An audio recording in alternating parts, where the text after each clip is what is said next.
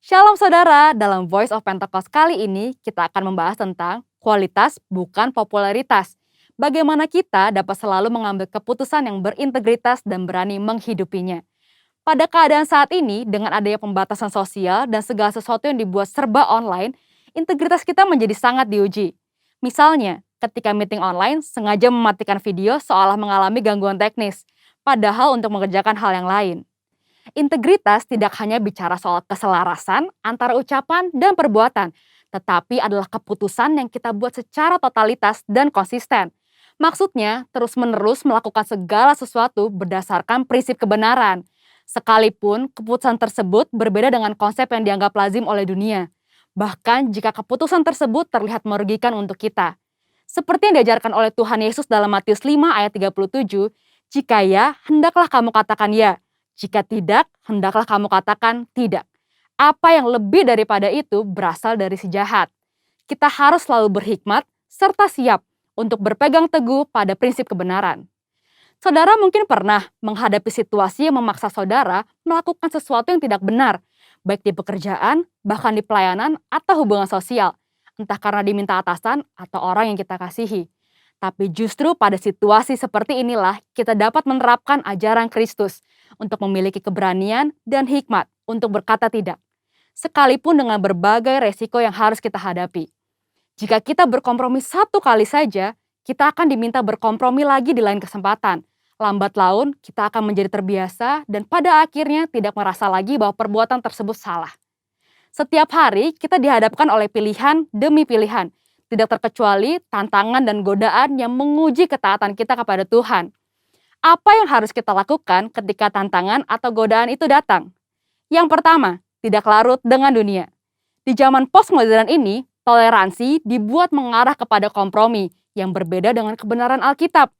Orang yang toleran selalu dianggap berpikiran luas, bebas, dan humanis, sehingga orang percaya yang berani berdiri teguh dalam mempertahankan kebenaran firman Tuhan dalam kehidupan sehari-hari semakin berkurang. Kompromi pun sudah dianggap biasa di kalangan gereja yang dulu menekankan pentingnya ketaatan pada firman Tuhan.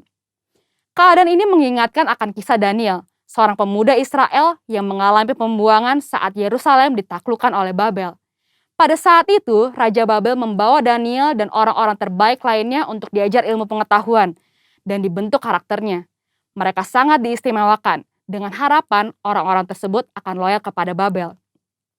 Namun, walaupun mendapatkan kehidupan yang enak dan masa depan yang cerah, Daniel tetap memilih untuk menjalankan perintah Tuhan. Dia tidak memakan makanan raja yang tidak sesuai dengan hukum Taurat. Daniel sadar, sebagai anak Tuhan, ia harus tetap taat, walaupun hidup di tengah bangsa yang tidak mengenal Tuhan. Yang kedua, tidak malu menghidupi kebenaran. Hidup dalam kebenaran adalah hidup tanpa kepalsuan, hidup dengan jujur. Yesus adalah kebenaran. Sebagai pengikut Kristus, kita harus memperkatakan dan mempraktekkan kebenaran dalam hidup. Orang menganggap perintah-perintah yang diberikan Yesus terlalu kaku dan tidak relevan pada zaman ini. Padahal memang kebenaran tidak bergantung pada perasaan, pengalaman, atau penafsiran yang bersifat subjektif. Kebenaran Allah adalah benar tanpa pengecualian. Orang Kristen yang sejati akan melihat integritas dirinya sebagai suatu harga diri terpenting. Kita tidak perlu merasa takut berpihak kepada kebenaran. Alkitab berkata pada 1 Petrus 4 ayat 16, jika ia menderita sebagai orang Kristen, maka janganlah ia malu, melainkan hendaklah ia memuliakan Allah dalam nama Kristus itu. Biarlah kita tetap mempertahankan kebenaran dan memuji Tuhan. Yang ketiga, hidup seperti Yesus hidup. Yesus adalah kebenaran. Untuk dapat hidup secara benar, maka kita harus hidup dalam Yesus. 1 Yohanes 2 ayat 5-6 berkata, tetapi barang siapa menuruti firman-Nya, di dalam orang itu sungguh sudah sempurna kasih Allah. Dengan itulah kita ketahui bahwa kita ada di dalam Dia. Barang siapa mengatakan bahwa ia ada di dalam Dia, ia wajib hidup sama seperti Kristus telah hidup. Hidup menjadi sama seperti Kristus merupakan kehendak Bapa. Yesus menjelaskan lebih lanjut dalam Matius 5 ayat 48. Karena itu, haruslah kamu sempurna, sama seperti Bapamu yang di surga adalah sempurna. Jika kita berkata hidup dalam Bapa, kita menjadikan Yesus sebagai Tuhan dan Juru Selamat di dalam hidup ini. dan kita wajib hidup sama seperti Yesus telah hidup. Mari kita minta pertolongan Roh Kudus untuk memimpin hidup kita pada zaman sekarang. Kita harus menyadari bahwa kita adalah anak Tuhan, maka kita harus hidup sesuai dengan firman Tuhan. Seperti Kristus taat mengerjakan apa yang ditetapkan oleh Bapanya. Itulah yang menjadi kunci keberhasilan Kristus. Seringkali kita berpikir bahwa hidup sama seperti Kristus menjadikan hidup kita terkekang dan menderita. Padahal, jika kamu tetap dalam firman-Ku, kamu benar-benar adalah murid-Ku, dan kamu akan mengetahui kebenaran, dan kebenaran itu akan memerdekakan kamu. Seperti tertulis di Yohanes 8 ayat 31-32. Itulah sebabnya, selama di bumi, Yesus tidak pernah menyia-nyiakan kesempatan yang ada. Fokus hidupnya terpusat hanya untuk melakukan kehendak Bapa. Jadi, jika kita mengikuti teladan Yesus, kita akan hidup seperti Dia. Ketika dunia menawarkan kita untuk jadi serupa sepertinya, kita harus berani mengambil keputusan yang berintegritas, yaitu dengan berkata tidak. Tidak larut dalam dunia, tidak malu menghidupi kebenaran, dan yang terutama, hidup seperti Yesus telah hidup. Mari kita menjadi orang percaya yang berintegritas penuh di tengah dunia pada zaman ini. Untuk penjelasan lebih lengkapnya dari tim teologi kami, silahkan buka link yang ada di atas atau scan QR Code yang tersedia. Salam integritas, Tuhan Yesus memberkati.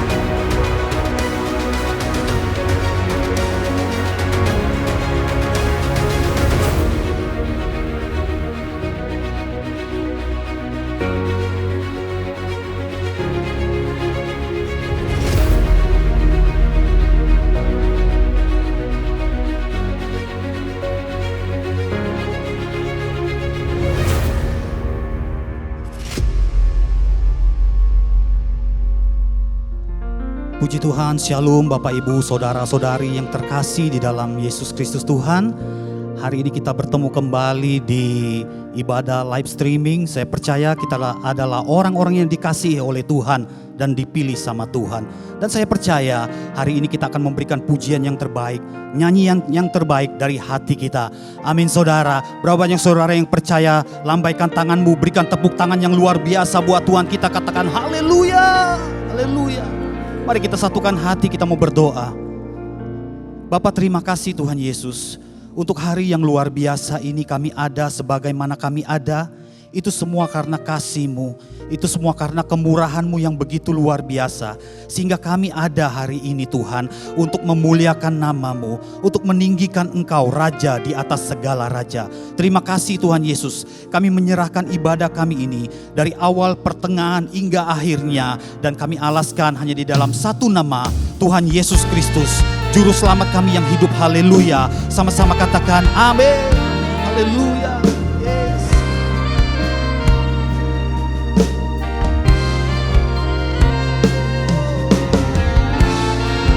Terima kasih Tuhan.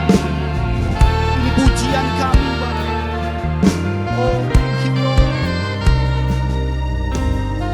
Sama-sama katakan. Kemanakah aku dapat pergi, menjauhi roh-Mu yang suci, Kau sahabat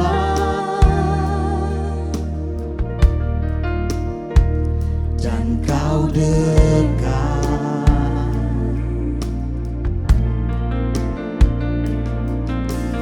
Bahkan seluruh pengabdianku tak bisa membalas kesetiaan-Mu, sungguh mulia dan berharga. Sungguh besar pengorbanan-Mu bagiku, terlalu dalam untuk dimengerti. Sungguh besar, sungguh indah yang Kau pikirkan tentangku, tak terselami bagiku. Sungguh indah.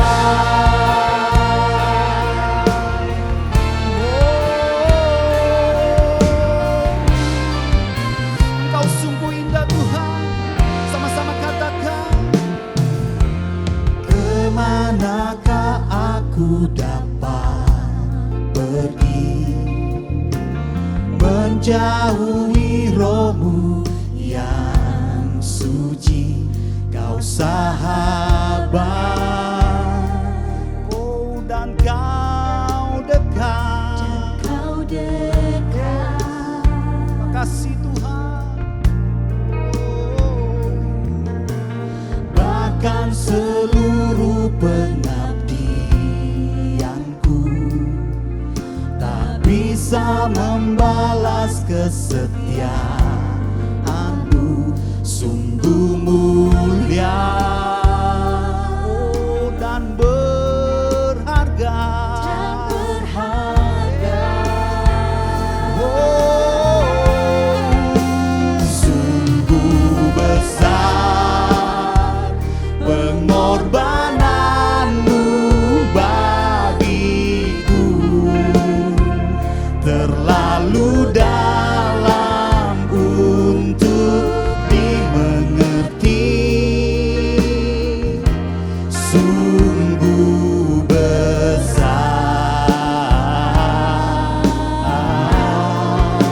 sungguh indah yang Kau pikirkan tentangku,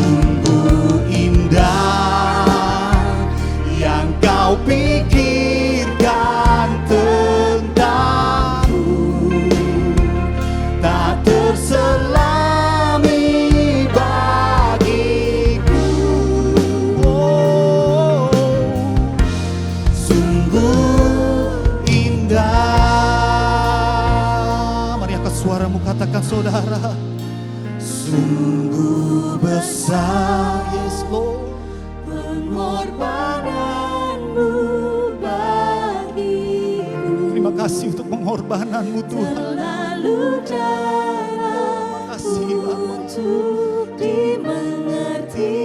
Yes Lord. Sungguh besar, Sungguh indah yang kau pikirkan tentangku, tak terselami bagiku. Makasih Tuhan. Haleluya. Sungguh indah, Oh, sungguh besar. sungguh besar pengorbananmu bagiku. Makasih Tuhan. Lalu dalam untuk dimengerti. Sungguh besar, sungguh indah yang kau pikirkan tentangku, tak terselami bagiku. Sungguh indah, Sungguh indah. sungguh indah, sungguh indah. Haleluya. Oh, haleluya. Syakara bayala bayala baya sandara bayala bayala bayala bayala bayala bayala bala bala bala bala bala bala bala bala bala bala bala bala bala bala bala bala. Oh, Kau sungguh indah Tuhan. Oh, Kau sungguh besar Tuhan. Kasih-Mu berlimpah. Oh, dalam hidup kami. Kami bersungguh Tuhan. Dunia baya sandara bayala bayala bayala bayala bayala bayala bayala bayala baya sandara bayala. Haleluya Tuhan. Oh, terpujilah nama-Mu. Terpujilah Engkau selama-lamanya Tuhan. Dunia baya sandara bayala. Sandara bayala bayala bayala bayala. Dunia baya sandara bayala bayala bayala bayala bayala Oh Tuhan, kami menyembah-Mu, kami tinggikan nama-Mu Yesus. Kinarabaya syakarabaya syakarabaya. Kinarabaya syakarabaya syakarabaya syakarabaya. Haleluya.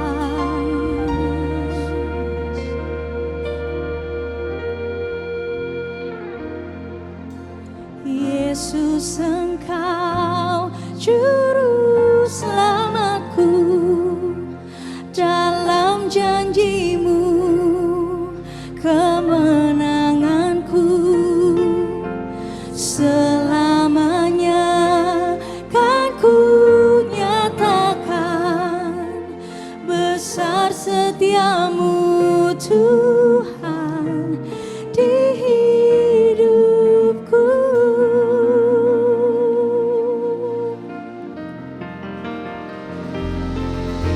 Yesus, Engkau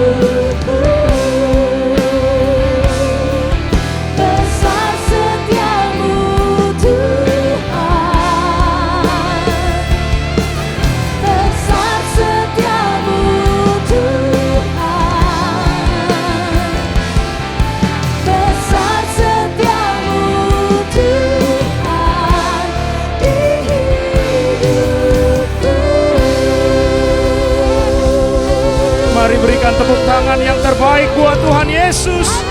Sorakan haleluya.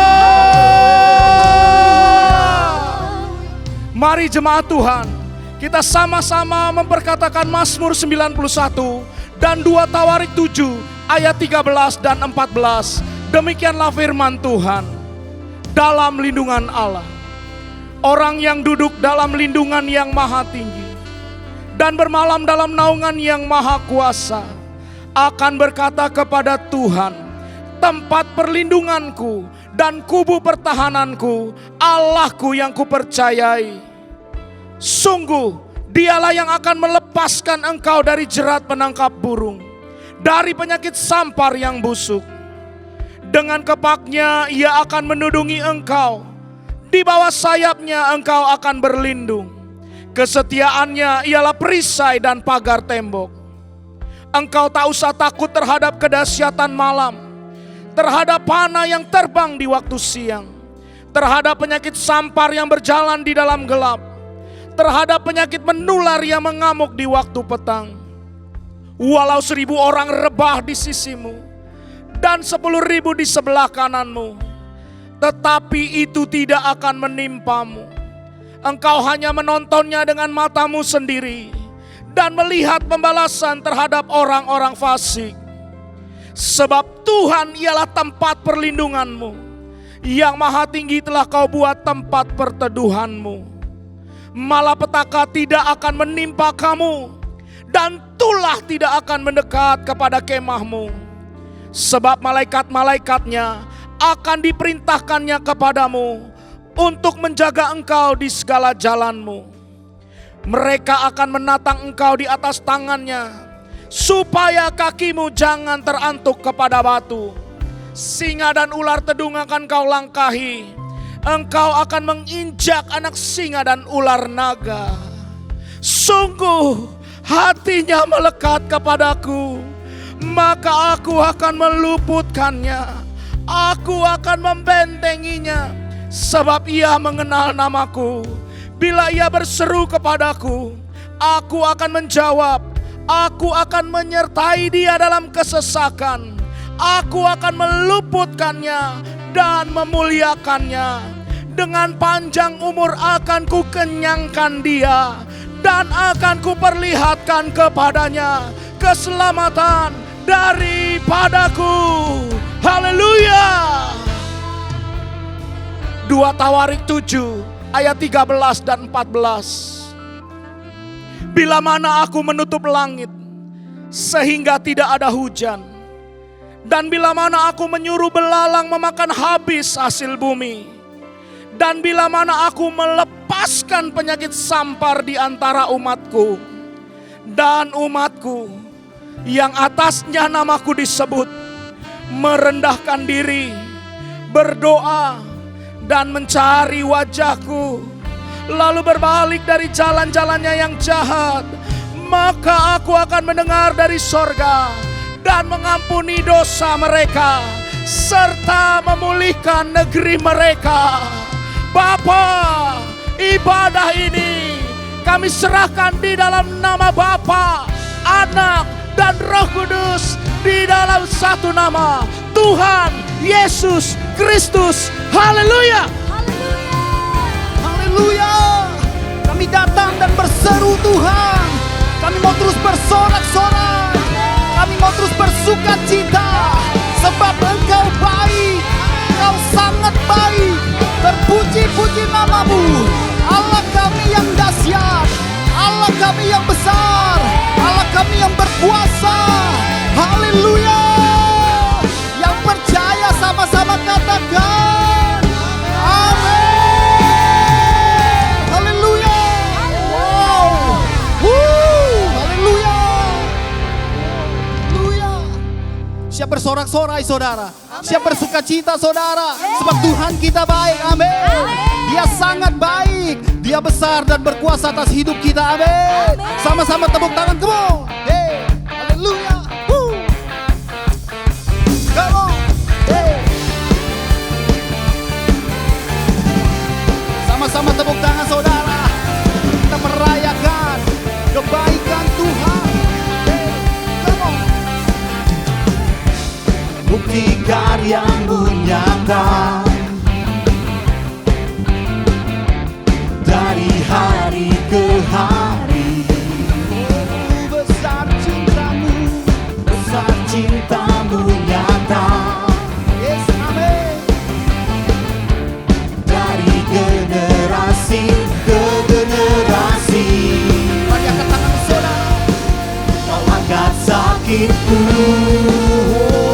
kau angkat beban hidupku, kau angkat beban hidupku. Hey. Tuhan Yesus sungguh baik, sangat baik, teramat baik. Tuhan Yesus sungguh dahsyat, sangat dahsyat, teramat dahsyat. Yang mengalami kebaikan Tuhan, katakan yes. Haleluya. Sama-sama katakan lebih sungguh lagi saudara. Come on. Bukti karyamu nyata. Yes, amin. Dari hari ke hari. Oh, besar cintamu Tuhan. Besar cintamu nyata. Haleluya. Dari generasi ke generasi. Mari imani saudara, angkat tanganmu saudara. Kau angkat sakitku, kau angkat beban hidupku. Tuhan Yesus, mana jempolnya saudara? Sungguh baik, sangat baik, teramat baik. Oh Tuhan Yesus, Tuhan Yesus, sungguh dahsyat, sungguh dahsyat, sangat dahsyat, teramat dahsyat. Sama-sama katakan, Tuhan Yesus, sungguh baik, sungguh baik, oh sangat baik, sangat baik, teramat baik. Oh Kau dahsyat Tuhan, Tuhan Yesus, oh sungguh dahsyat, haleluya, sangat dahsyat, teramat dahsyat. Satu suara katakan saudara, come on. Tuhan Yesus, angkat tanganmu saudara, sungguh baik, jempolmu diangkat tinggi-tinggi, sangat baik, haleluya, teramat baik. Tuhan Yesus, yes, Kau dahsyat Tuhan, sungguh dahsyat, sangat dahsyat, teramat dahsyat. Haleluya, come on. Tuhan Yesus sungguh baik, sangat baik, teramat baik. Tuhan Yesus, oh sungguh dahsyat, sangat dahsyat, teramat dahsyat. Haleluya. Engkau dahsyat Tuhan. Oh Engkau luar biasa. Oh yang percaya sorak-sorak katakan haleluya. Haleluya. Yes. Amin.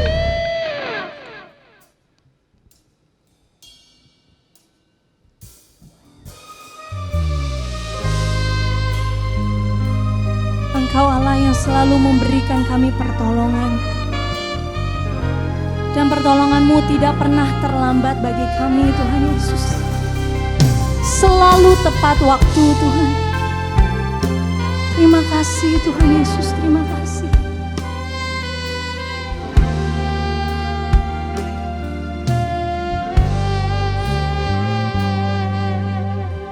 Musim akan selalu berganti, kasih Tuhan tetap abadi,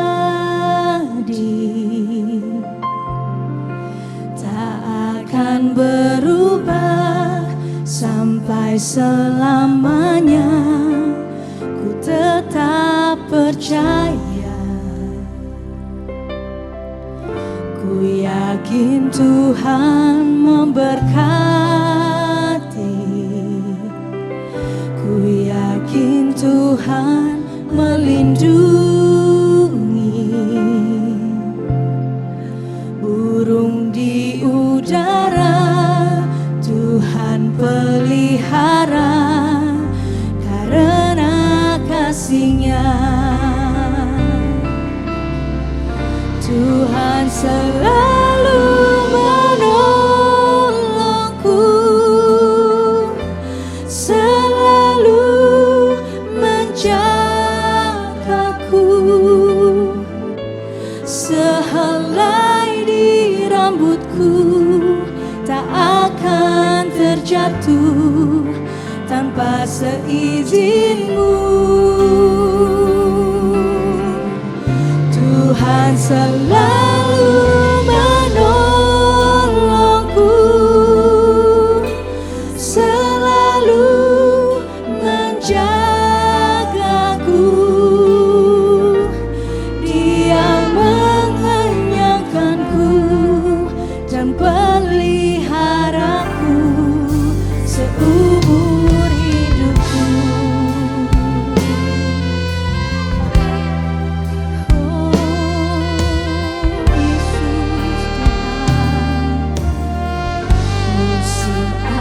Selalu berkat, kasih-Mu tetap abadi Tuhan, tetap abadi.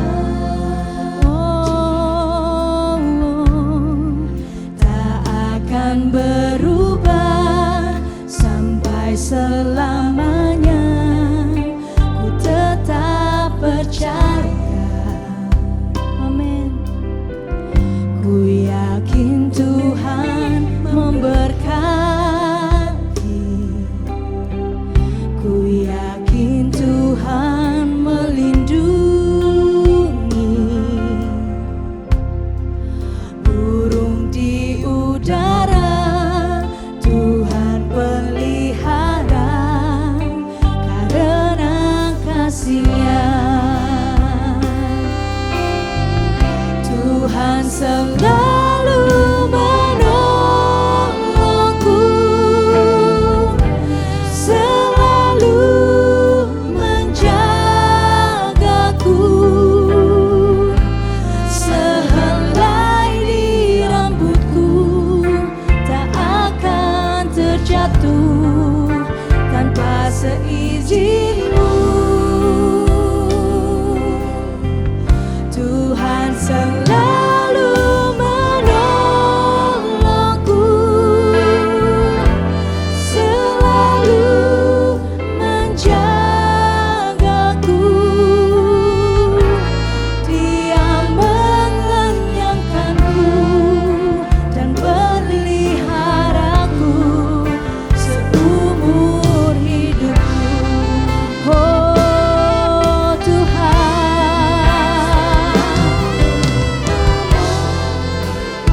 amin. Selalu menjagaku, sehelai di rambutku tak akan terjatuh tanpa seizin-Mu. Kau Tuhan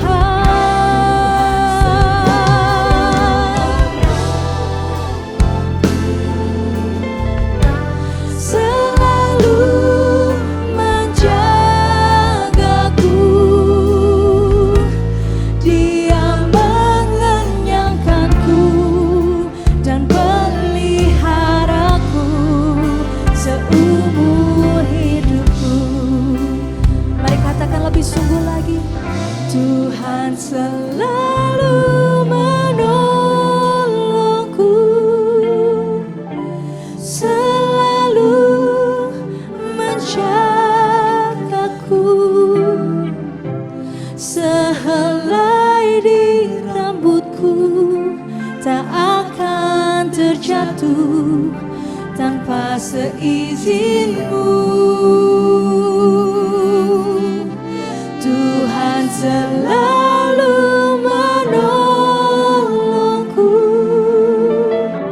selalu menjagaku.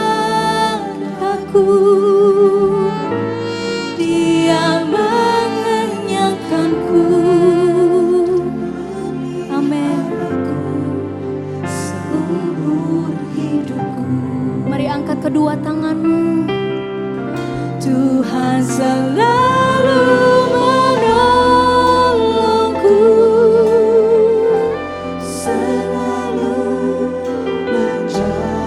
Engkau Allah yang selalu menjaga kami, Tuhan Yesus. Selai diramu, kami bersyukur kami miliki Engkau, Tuhan. Tanpa seizin-Mu, Kau Tuhan.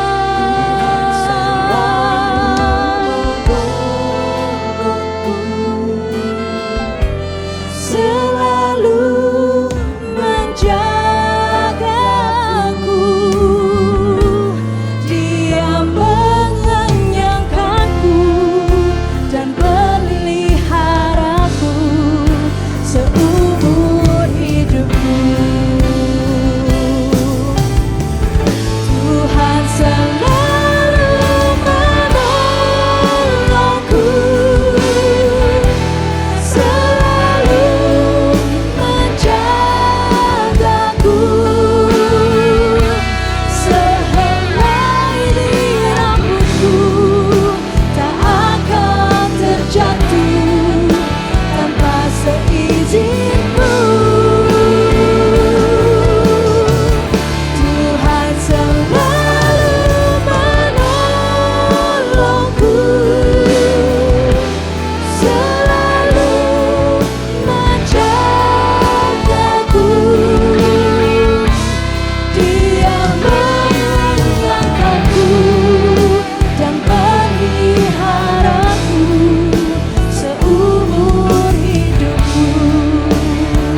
Oh Tuhan, Dia mengenyangkanku dan peliharaku seumur hidupku.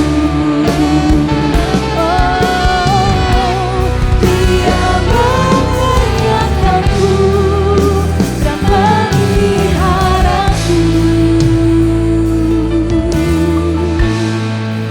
seumur hidupku. Terima kasih Tuhan. Dinaralalabaya syakaralabalaya so. Dinaralalabaya syakaralabalaya she.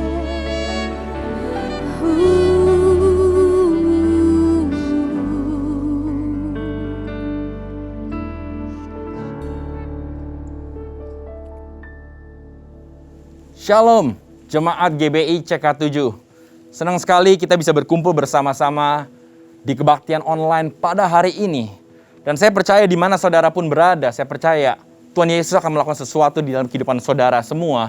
Dan saya percaya hari ini akan menjadi hari yang luar biasa, di mana kita akan mengalami perjumpaan dengan Tuhan secara pribadi. Amin. Dan sebelumnya saya mau mengucapkan terima kasih kepada Tuhan Yesus. Dan yang kedua, saya mau mengucapkan terima kasih juga kepada papi saya, my dad, Dr. Yanto, di mana dia telah membangun gereja ini dari awal sampai hari ini. Dan saya percaya saudara pasti diberkati di mana saudara berada. Kalau saudara adalah jemaat CK7, I believe kalian diberkati oleh pelayanan beliau. And I just want to say thank you so much untuk menjadi seorang ayah. Terima kasih untuk menjadi seorang leader. Terima kasih untuk menjadi seorang inspiration bagi kita semua. And I believe greater things to come di dalam kehidupan Papi. And all of us dari CK7, we love you so much. Dan kita akan maju bersama-sama di dalam Tuhan. Dan bagi saudara mungkin yang baru pertama kali tune in ke online daripada CK7, harapan dan doa saya untuk bisa subscribe. Dan kalau saudara belum bergabung di dalam cool community yang ada di gereja ini, saya mau ajak saudara untuk bergabung bersama-sama untuk bisa DM dan kita bisa menjadi satu keluarga yang bertumbuh di dalam Tuhan. Dan hari ini saya akan memberikan judul untuk khotbah saya yang berjudul Why Me Attitude. Mengapa saya? Tapi sebelumnya saya mau ajak kita semua untuk berdoa bersama-sama. Tuhan Yesus, terima kasih Tuhan untuk kesempatan hari ini Tuhan yang Kau berikan. Kami mengucap syukur untuk segala yang terjadi dalam kehidupan kami. Berbicaralah lebih lagi pada hari ini Tuhan. Kami percaya Tuhan Yesus ada di dalam hati kami. Roh Kudus ada di dalam hati kami. Berbicaralah, kami mau mendengar Tuhan akan firman-Mu, karena kami percaya Tuhan firman-Mu akan menguatkan kami, firman-Mu akan membebaskan kami, bahkan firman-Mu akan memberikan kami pengharapan di saat tidak ada pengharapan. Cuma Engkau saja yang pasti, Lord Jesus. Terima kasih, fokuskan kami Tuhan kepadamu, open our heart, our mind, our soul. Karena hari ini bukan tentang kami, tapi hari ini semua tentang Engkau saja Tuhan Yesus. Terima kasih segalanya, speak to us. Di dalam nama Tuhan Yesus bersama-sama kita katakan, amin, amin, amin. Seperti yang tadi saya katakan kepada Bapak Ibu, hari ini saya akan memberikan judul, Why Me? Attitude. Sikap mengapa saya. Tapi saya akan mulai terlebih dahulu dengan cerita kehidupan saya. Kalau Bapak Ibu tahu, saya dikaruniakan oleh 2 anak. Yang pertama namanya Nicole, umur 11 tahun. Dan yang kedua namanya JT, umur 8 tahun.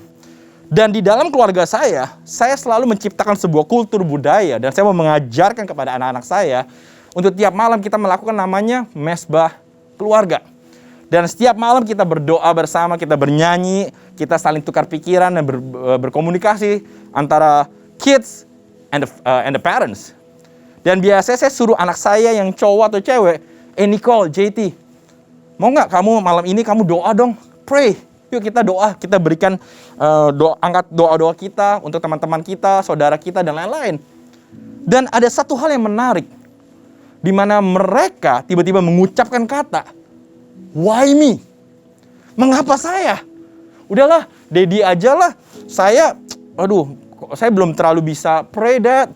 Daddy kan pengkhotbah, Daddy kan suka doa, Daddy kan udah sering pelayanan, Daddy aja yang doa. Saya nggak bisa, I cannot do it. Why me? Why me? Why me? Dan begitu pula, kita juga membangun sebuah kebiasaan di dalam keluarga kita, di mana kalau orang yang kerja dengan kami, pembantu kami, maupun siapapun itu, kalau mereka lagi ulang tahun, kita juga merayakan bersama-sama dengan mereka. Singkat cerita, salah satu mbak yang bekerja di tempat kami, dia ulang tahun. Dan saya suruh anak saya sekali lagi, doakan buat mbak, berkati mbak. Dan tiba-tiba anak saya katakan lagi, kenapa saya, Dad? Aduh, saya nggak bisa deh, Dad. Saya kalau doa tuh seringkali karena dia di international school, pakai bahasa Inggris lebih better, Dad, dibandingin bahasa Indonesia. Saya bilang nggak apa-apa, just pray, doakan saja. Nanti dia akan translate ke bahasa Indonesia, nggak apa-apa. Dan anak saya katakan, aduh nggak bisa, Dad, jangan saya deh, yang lain aja lah, Mami aja deh. Atau JT aja, atau JT sebaliknya, Cici aja deh. Dan itu yang terjadi. Dan waktu dia sering katakan, kenapa saya? Saya sempat kayak, kok jadi orang begini banget sih? Tapi tiba-tiba saya teringat. Waktu saya terima Tuhan Yesus sebagai Juru Selamat di tahun 97, saya ingat, udah cukup lama. Tiba-tiba saya ingat waktu itu saya sempat sekolah di luar negeri. Dan gembala saya pada saat itu mengatakan kepada saya, Jay, kenapa kamu nggak bagikan firman Tuhan keluar? Kenapa kamu nggak menangkan jiwa? Kenapa kamu nggak doain buat orang lain? Dan saya teringat di mana saya mengucapkan kata yang sama. Why me? Mengapa saya? Saya nggak bisa. Saya doa aja masih belepotan. Hidup saya biasa-biasa aja. Apa bisa menjadi berkat bagi orang lain? Dan tanpa disadari, I say the same thing. Saya mengatakan kata-kata yang sama, why me, mengapa saya, dan itu menjadi sebuah sikap dan karakter di dalam kehidupan kita, terutama kita sebagai orang Indonesia paling sungkan, yang lain aja deh, saya nggak usah deh, nggak apa-apa yang lain aja. Itu yang sering terjadi di dalam kehidupan kita hari-hari ini. Tapi kita tahu tujuan kita ada di bumi ini.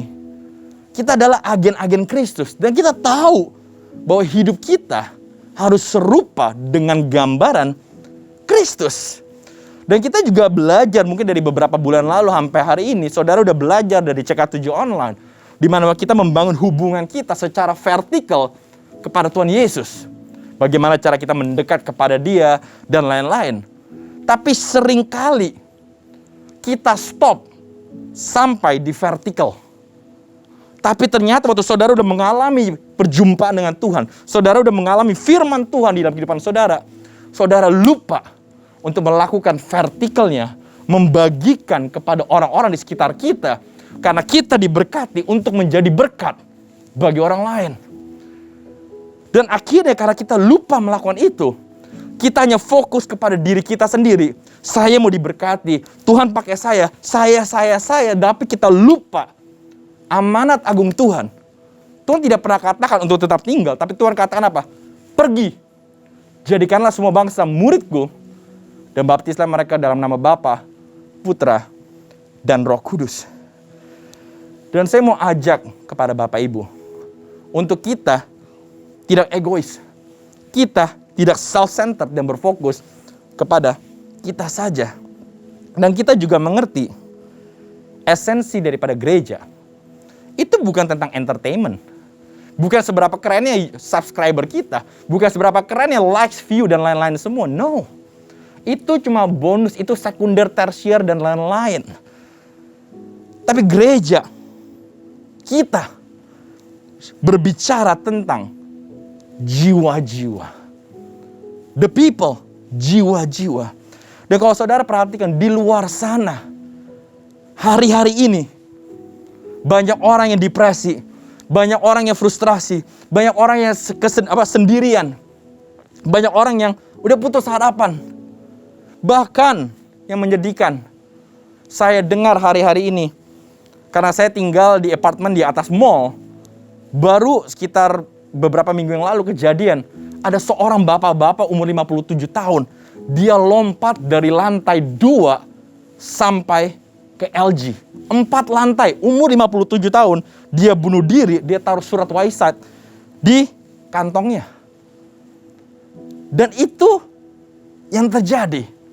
Dan bukan cuma sekedar itu saja. Beberapa hari kemudian, ada seorang wanita masih muda lompat dari salah satu apartemen di daerah Jakarta Barat juga. And I saw banyak orang lagi frustrasi, banyak orang lagi depresi, banyak orang lagi sendirian. Tapi kita hanya fokus kepada diri kita. Sedangkan saudara mungkin udah pernah mengalami perjumpaan dengan Tuhan. Saudara udah pernah direstorasi keluarganya. Saudara udah pernah mengalami mujizat. Saudara udah melewati COVID bahkan. Semestinya cerita hidup kita dapat menjadi inspirasi bagi banyak orang. Tapi kita selalu katakan, mengapa saya? Why me? Why me?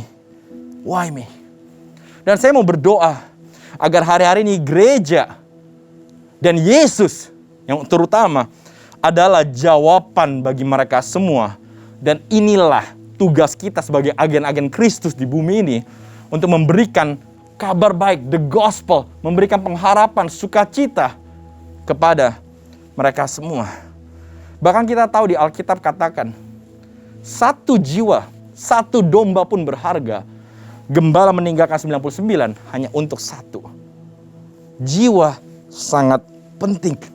Tapi saya mau ajak Bapak Ibu yang nonton pada hari ini, stop dengan memiliki mentalitas mengapa saya? Why me? Why me? Kenapa? Karena why me attitude, sikap mengapa saya, brings us low self-esteem, insecurity, ungratefulness, negativity, victim mentality, and comparison. Bahasa Indonesianya, sikap mengapa saya membawa kita kepada harga diri yang rendah, rasa tidak aman, tidak tahu berterima kasih, kenegatifan, mentalitas korban, dan perbandingan. Hati-hati akan hal ini semua. Dan kita tahu hasil dari semua itu akan membawa kita menjadi orang yang sangat pasif dan memiliki hidup yang dikalahkan dalam segala hal. Hati-hati akan hal itu. Bahkan, why me? Sikap mengapa saya adalah sebuah sikap. Dan ketika berbicara mengenai sikap, saudara dan saya memiliki pilihan. It's a choice. Saudara dan saya memiliki pilihan. Dan sekali lagi semua bergantung dengan apa yang kita masuki di dalam pikiran kita.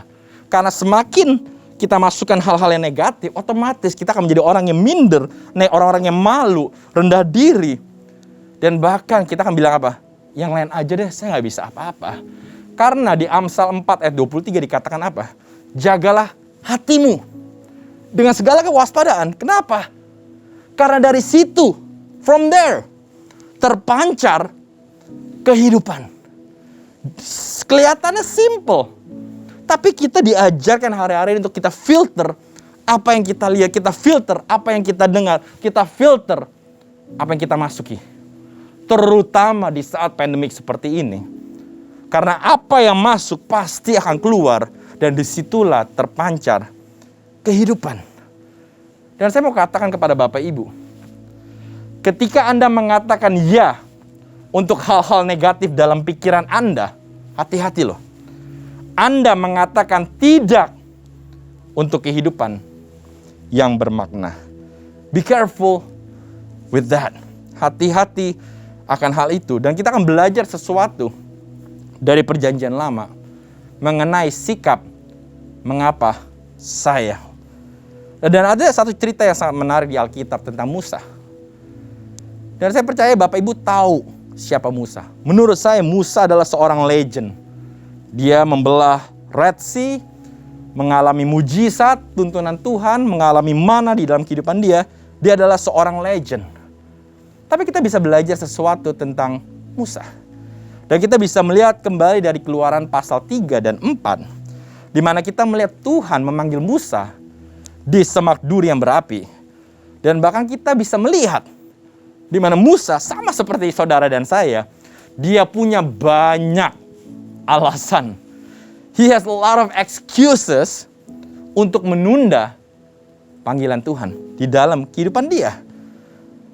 Dan kita bisa melihat ada suatu percakapan yang sangat menarik antara Musa dengan Tuhan di Keluaran 3 ayat 11. Dan kita bisa melihat di mana Tuhan lagi memperkenalkan siapa dia, tujuan hidupnya, God's purpose di dalam kehidupan Musa untuk menyelamatkan bangsa Israel keluar daripada Mesir. Di Keluaran 3 ayat 11 sampai 14.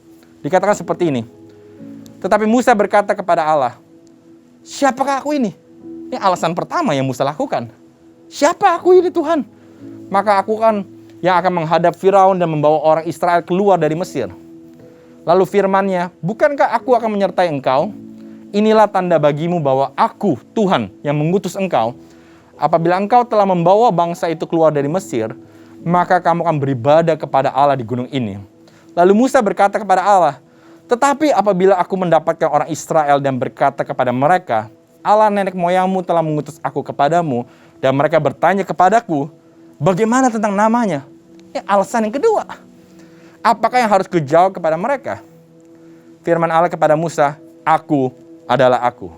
Lagi firman-Nya, beginilah kau katakan kepada orang Israel itu, akulah, aku telah mengutus aku kepadamu.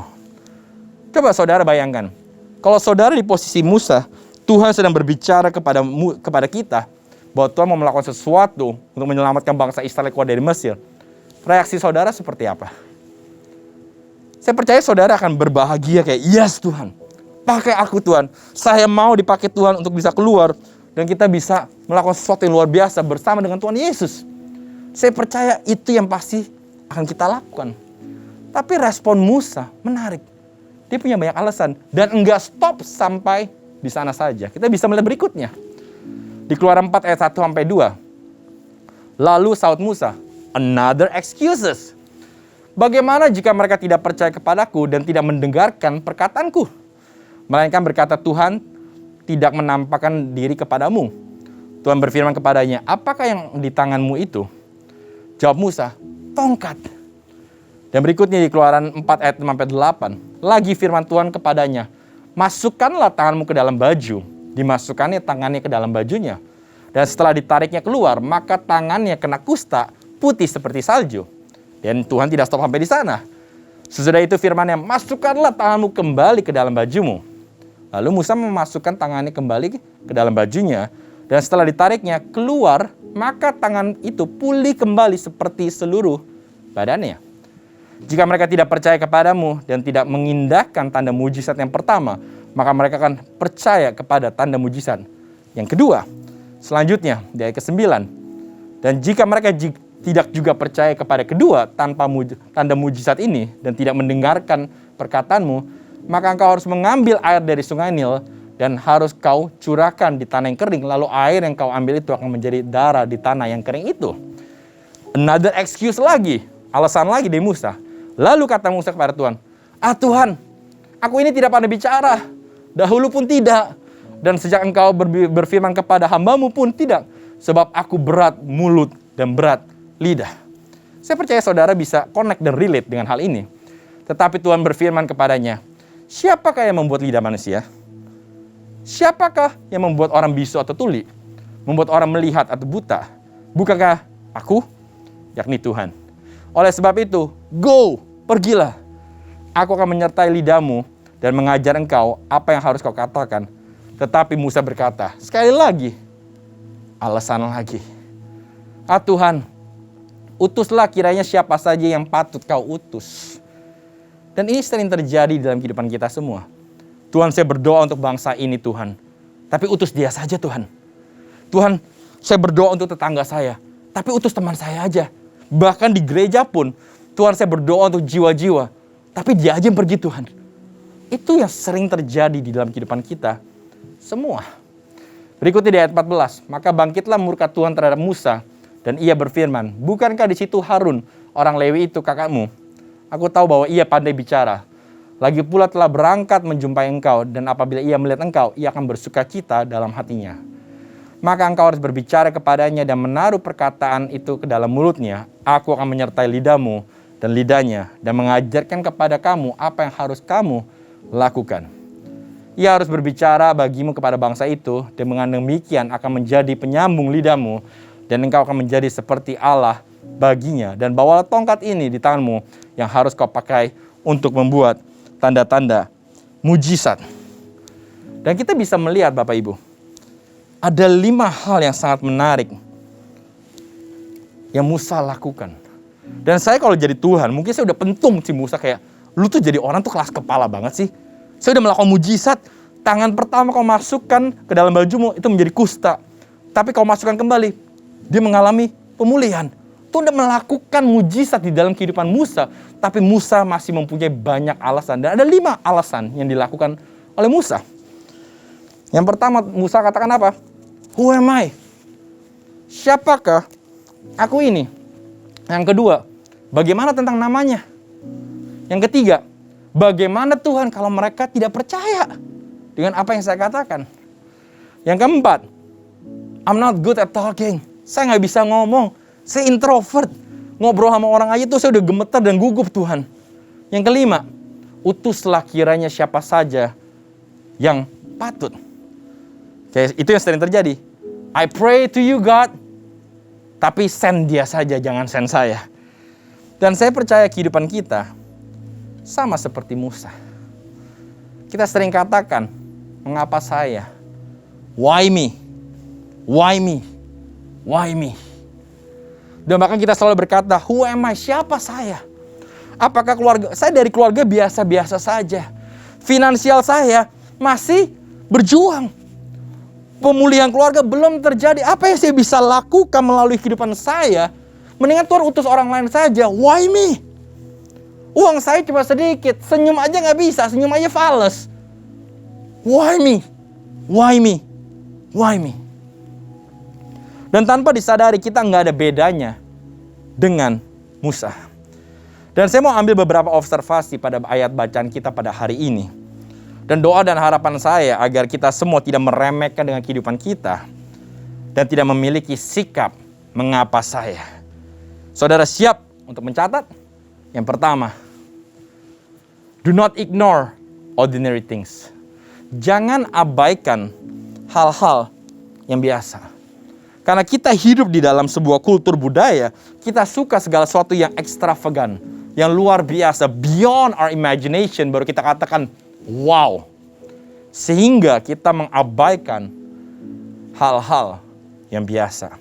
Sedangkan kita tahu Tuhan yang kita sembah paling hebat, membuat hal yang biasa menjadi hal yang luar biasa. Karena dia adalah Tuhan. Dan saudara bisa perhatikan, Apa yang spesial dari tongkat Musa? Enggak ada. It's just a staff. Cuman tongkat biasa. Enggak dilapisi oleh 24 karat emas. No. It's a normal staff.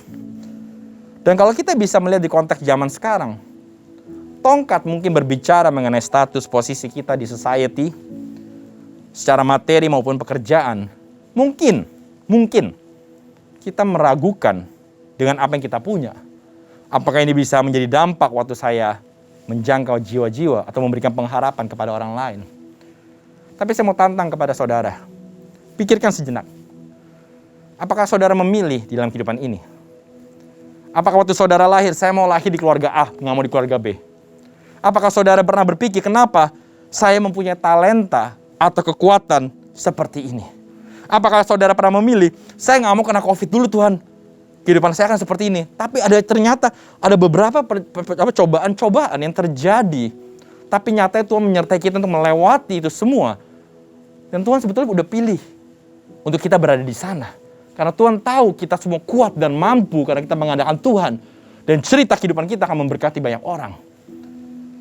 Apakah saudara juga pernah memilih? Saudara mau berada di lingkungan yang saudara hidupi hari-hari ini.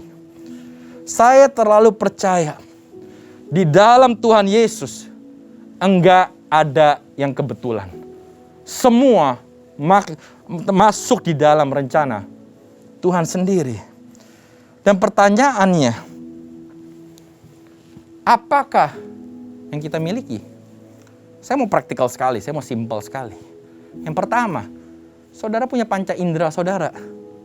Jangan pernah abaikan itu, hal kecil. Sekali lagi, saya lebih suka mengajarkan hal-hal kecil dibandingkan kok, wah, dia mengalami mujizat, dia mental dan lain. No, it's good. Tapi seringkali kita abaikan hal-hal yang biasa. Saudara punya mata untuk melihat siapa yang lagi kesusahan. Saudara punya telinga untuk mendengar keluhan-keluhan teman-teman kita. Mungkin orang yang belum kenal Tuhan Yesus. Saudara bisa melakukan itu dengan mendengar saja. Saudara punya mulut dan lidah untuk bisa menyampaikan the gospel. Kabar baik Tuhan Yesus kepada teman-teman kita. Dan saya suka lakukan melalui WhatsApp. Simple. Saya suka rekam voice note kepada teman saya yang mungkin belum kenal Tuhan. Saya bilang, apa kabar? Yuk, saya mau doain dong melalui voice note. Saya doain di dalam nama Tuhan Yesus. Amin. Sesimpel itu. Dan apa yang terjadi? Saya mendengar banyak kesaksian melalui hal simple voice note. Kehidupan orang tersebut dapat diubahkan. Tadinya sudah putus harapan, mempunyai pengharapan waktu mendengar voice note. As simple as that. Jangan pernah meragukan hal-hal kecil. Saudara punya kaki untuk melangkah. Lakukan itu semua. Tuhan sudah lengkapi. Dan yang menariknya lagi, Tuhan sudah punya cerita kehidupan. Saudara sudah punya cerita kehidupan yang saudara dapat bagikan kepada orang lain. Saudara sudah pernah melewati COVID. Kenapa saudara melewati? Apakah saudara memilih, saya mau kena COVID dong? Enggak. Tapi ada rencana Tuhan untuk saudara bagikan untuk orang-orang yang lagi kena COVID. Seberapa COVID menyerang psikis kita. Dan saudara bisa memberikan tips dan trik kepada mereka untuk bisa tetap bertahan di dalam Tuhan. Saudara mungkin pernah mengalami namanya apa? Bangkrut. Tapi saudara dibawa keluar dari kebangkrutan ini. Cerita hidup saudara dapat memberkati orang lain. Makanya hati-hati akan hal itu semua dan jangan pernah meremehkan. Karena ada satu quote yang menarik dari Christian Kane. God is able to take the mess of our past. Tuhan mampu mengambil kekacauan di masa lalu kita dan mengubahnya menjadi sebuah pesan. Dia mengambil cobaan dan ujian dan mengubahnya menjadi kesaksian. Boleh saudara katakan amin. So jangan pernah remehkan hal-hal yang kecil. Yang kedua, jangan abaikan orang biasa. Musa orang biasa. Tanpa Tuhan Musa nggak ada apa-apanya. Pahlawan di perjanjian lama tanpa Tuhan ikut campur tangan, tidak ada apa-apanya. Bahkan Roh Kudus di dalam perjanjian lama belum ada. Tapi kita bersyukur kita hidup di masa perjanjian baru, di mana kita mengalami Tuhan Yesus, kita mengalami Roh Kudus. Roh Kudus sekarang ada di dalam hati saudara dan saya. Dan itu jauh lebih powerful karena Tuhan dapat berbicara kepada semua orang yang mau terbuka kepadanya. Dan Tuhan selalu pakai orang biasa. Saudara perhatikan di Alkitab. Tuhan nggak pernah pakai orang-orang kayak yang, wah, ahli-ahli Taurat, Farisi, dan yang hebat-hebat dan lain-lain. No. Tuhan pakai nelayan. Tuhan mungkin pakai dokter-dokter yang biasa. Pemungut cukai yang nggak dianggap. Pelacur. God use those people. Karena kita tahu, bukan tentang kita, tapi semua tentang Tuhan. Dan kita makanya, saya ambil satu quote yang menarik dari Henry Blackaby. Dikatakan apa? God isn't looking for ability. Tuhan tidak pernah mencari kemampuan. Kenapa? Karena kita semua terbatas. Tapi Tuhan mencari availability. Kalau saudara mau, Tuhan dapat pakai. If that's you, kalau itu saudara yang nonton pada hari ini, saudara cuma bilang, saya nggak punya apa-apa. Tapi saya mau Tuhan. Sesimpel itu. Tuhan dapat pakai saudara. Dan saudara bisa hilangkan sikap mengapa saya, why me attitude. Because Tuhan dapat pakai kita semua. Dan jangan pernah mendikte kehidupan saudara atau mendefinisikan kehidupan saudara dengan situasi yang sedang terjadi pada hari ini. Karena saya percaya latar belakang kita tidak pernah menentukan masa depan kita. Bersama dengan Kristus, kita dapat mampu melewati itu semua. Kita bisa melihat contoh-contoh di Alkitab. Daud, seorang gembala domba, biasa-biasa saja. Di satu musim berikutnya, seorang raja, luar biasa. Saulus, pembunuh. Di musim berikutnya, menjadi seorang Paulus, yang menulis 2/3 daripada perjanjian baru. Jangan pernah meremehkan kehidupan saudara. Tuhan sedang melakukan sesuatu dan Tuhan sudah melakukan sesuatu. Tugas kita mensyukuri, bagikan kepada orang lain. Dan yang terakhir, ini sangat penting. Jangan, ini ada satu quote lagi yang menarik, sebelum saya masuk ke berikutnya. Di sini dikatakan dari Henry Blackaby lagi, the reality is that the Lord never calls the qualified. Kenyataan adalah bahwa Tuhan tidak pernah memanggil yang memenuhi syarat. But He qualifies the call. That is so good. He qualifies the call. Dia akan memenuhi semuanya itu. Dan yang terakhir, jangan abaikan Tuhan yang luar biasa. Sekali lagi saya mau katakan kepada saudara, apapun yang kita lakukan, apapun itu, tanpa Tuhan, garis bawahi ini, tanpa Tuhan, itu semua nggak ada artinya. Apapun yang saudara lakukan tanpa Tuhan, tidak ada apa-apanya. Tapi kita bersyukur kita mempunyai Tuhan yang besar. Dan waktu kita mempunyai Tuhan, kita yang biasa saja. Packagingnya biasa saja. Suatu hari akan menjadi tua, dan suatu hari kita akan meninggal packaging ini.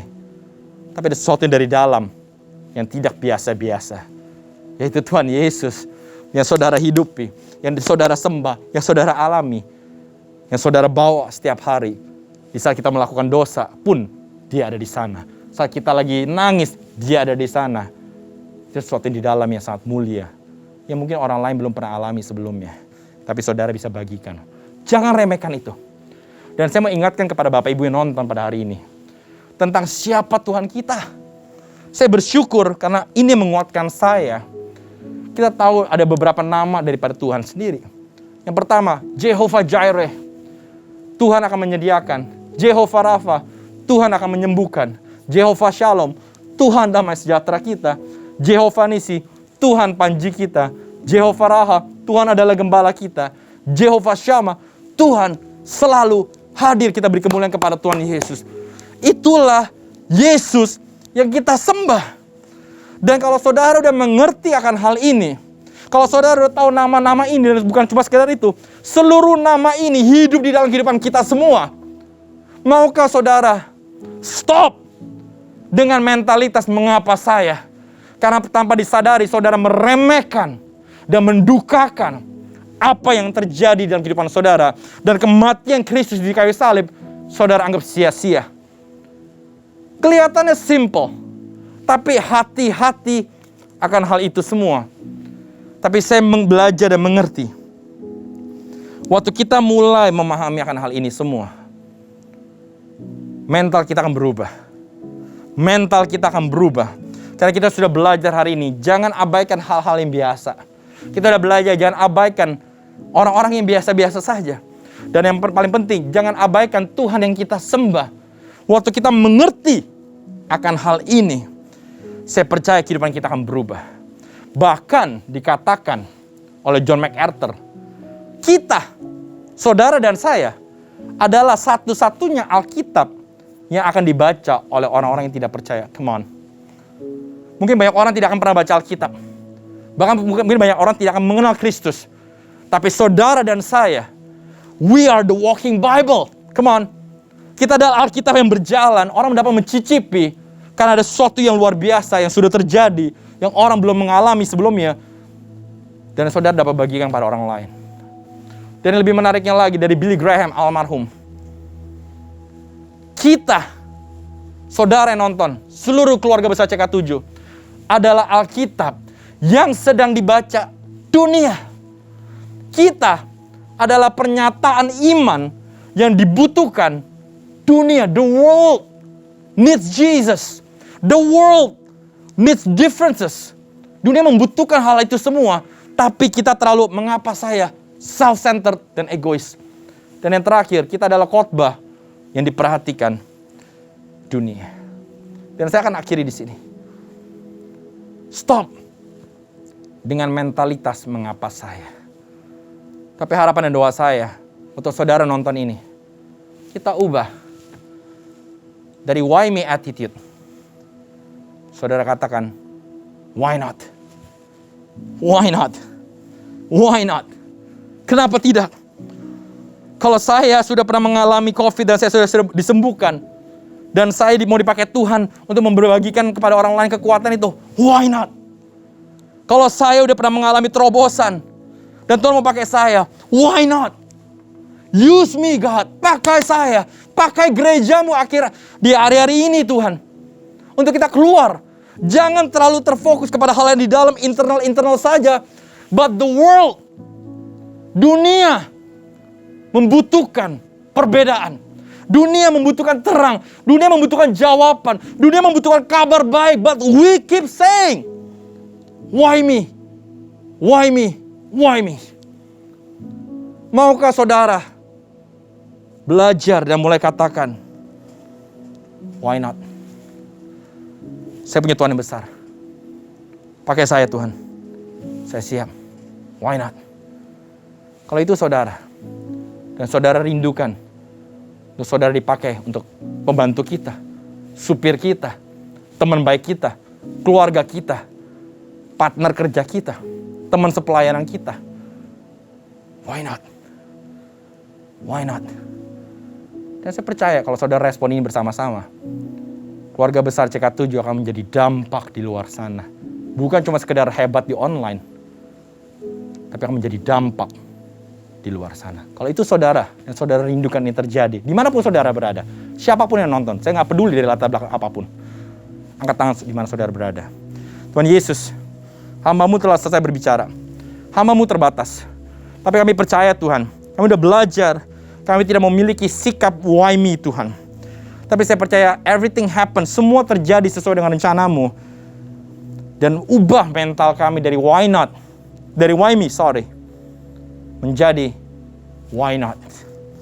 Kami siap Tuhan. Kami siap Tuhan. Pakai kami. Segala keterbatasan.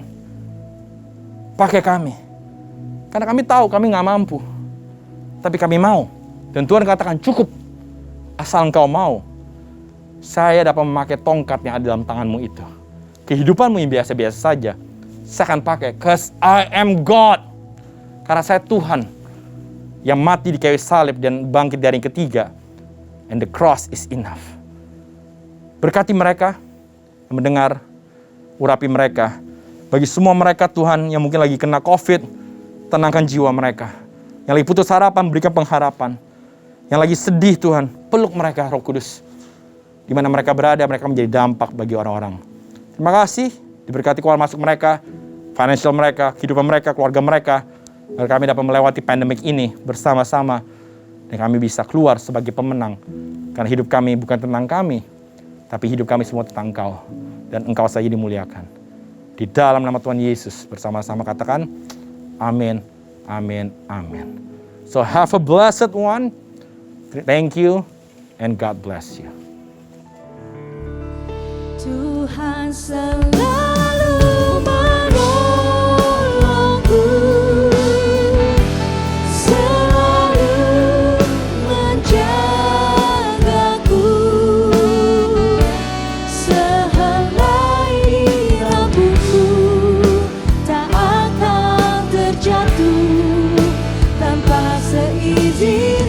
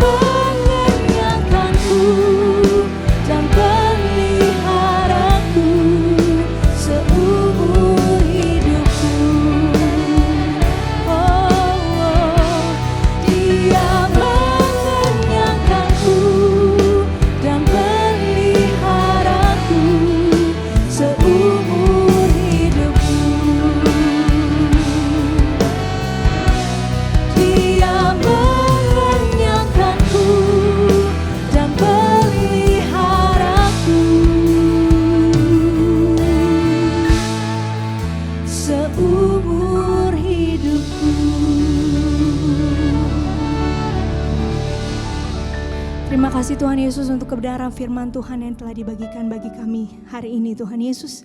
Biarlah kiranya kami boleh menjadi pelaku-pelaku firman-Mu Tuhan. Terima kasih Tuhan Yesus. Haleluya. Amin. Mari kita saksikan news untuk seminggu ke depan.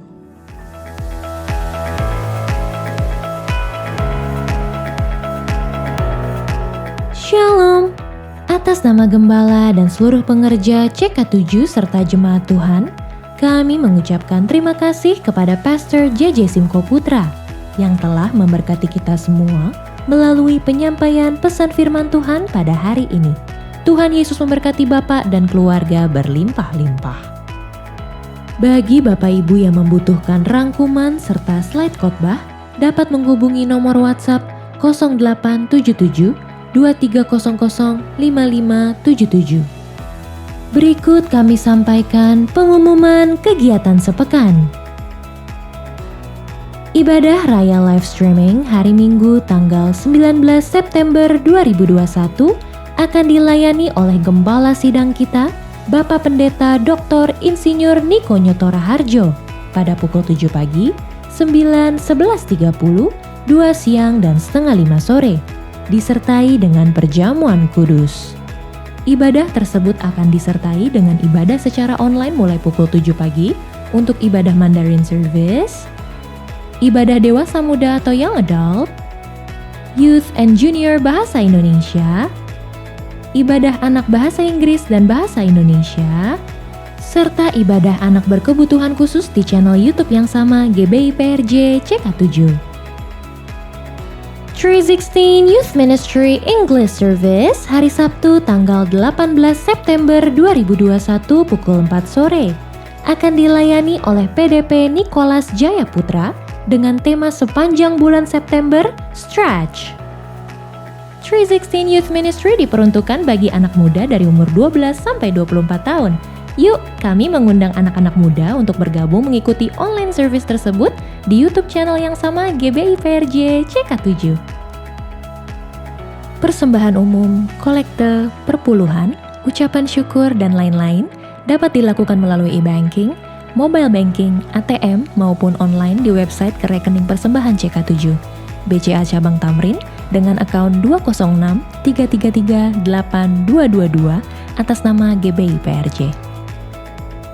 Persembahan dapat juga diberikan melalui QRIS dengan QR Code terlampir atau Bapak Ibu dapat melihat langsung di media sosial masing-masing cabang.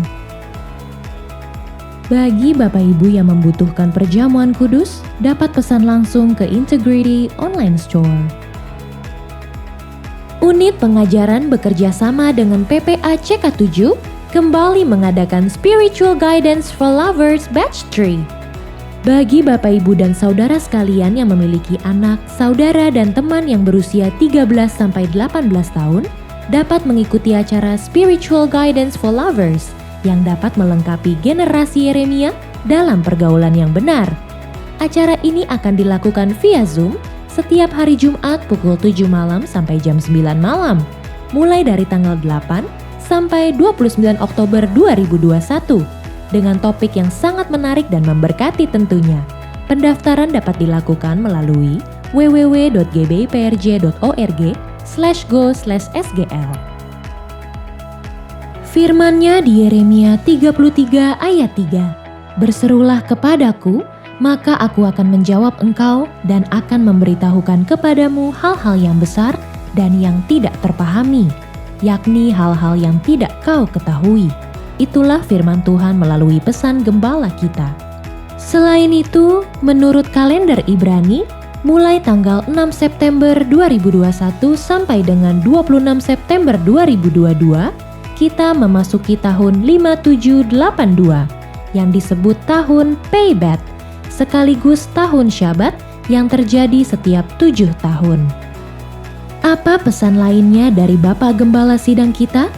Mari, jangan lewatkan, bergabunglah bersama Online Cool CK7 pada hari Jumat 17 September 2021 pukul 7 malam sampai jam 9 malam dan juga pada hari Sabtu 18 September 2021 pukul 10 pagi sampai jam 12 siang. Jangan lewatkan dan dapatkan Zoom link dan meeting ID-nya dengan menghubungi nomor WhatsApp yang tertera di layar Bapak Ibu sekalian.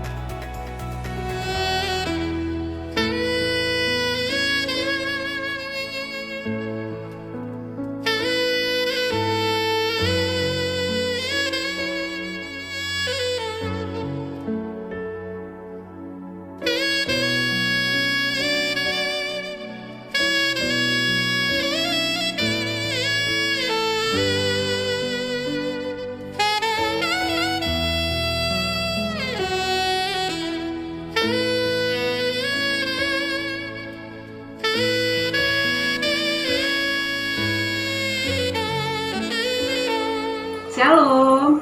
Pertama-tama kami mengucapkan terima kasih kepada tim Baksos GBI PRJ JK7 Jakarta, yang mana beberapa waktu yang lalu mama saya dinyatakan positif COVID, dan berkat obat dan doa-doa dari tim Baksos GBI PRJ JK7, mudah-mudahan sampai dengan saat ini mama saya dinyatakan sembuh dan pada saat ini dalam masa pemulihan.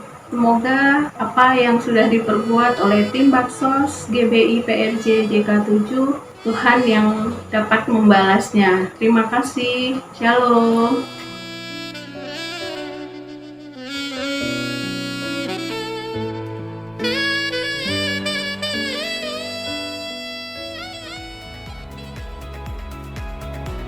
Sekian pengumuman pada hari ini.